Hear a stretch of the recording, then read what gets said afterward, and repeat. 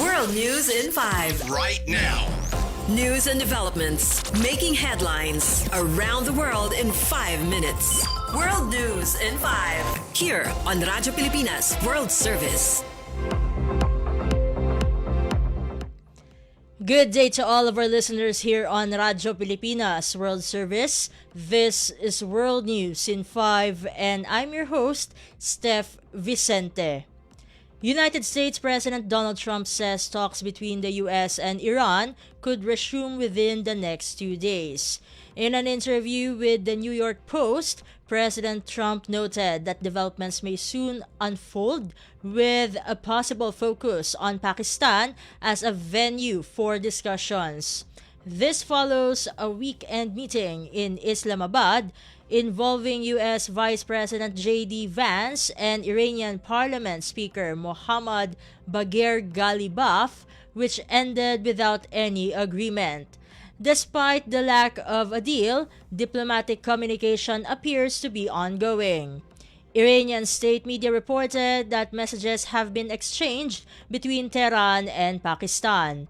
However, there is still no confirmation of any formal plan to restart negotiations with the United States.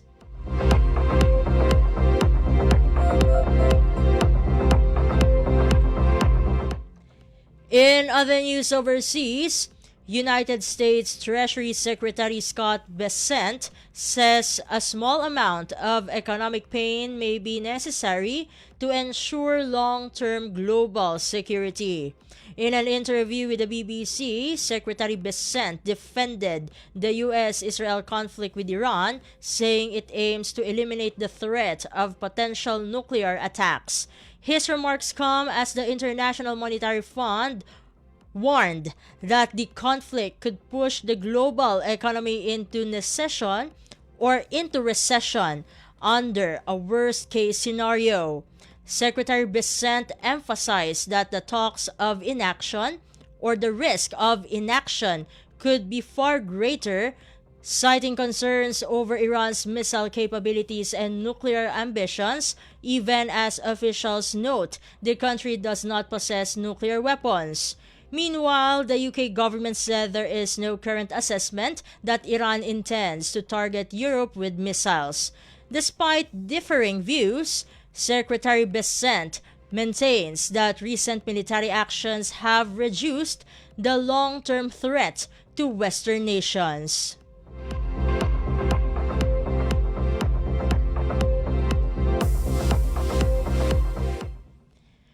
And finally, Lebanon and Israel have held their first diplomatic talks in more than 30 years in a rare effort to stop ongoing fighting involving the Iran-backed Hezbollah group.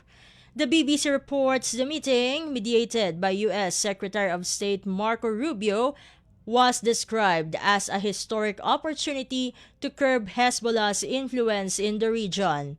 According to a U.S. statement, both sides discussed the possibility of direct negotiations, although no specific time or venue has been set. Israel reiterated its goal of disarming all non-state armed groups, while Lebanon pushed for a ceasefire and urgent action to address its humanitarian crisis.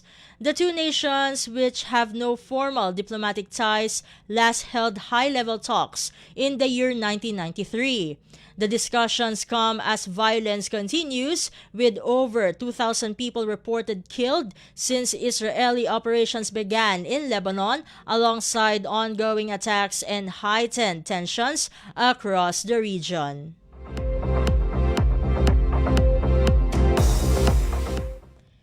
And that concludes today's edition of World News in 5. For Radyo Pilipinas World Service, this has been Steph Vicente. Good day and stay safe, everyone. World News in 5. Right now.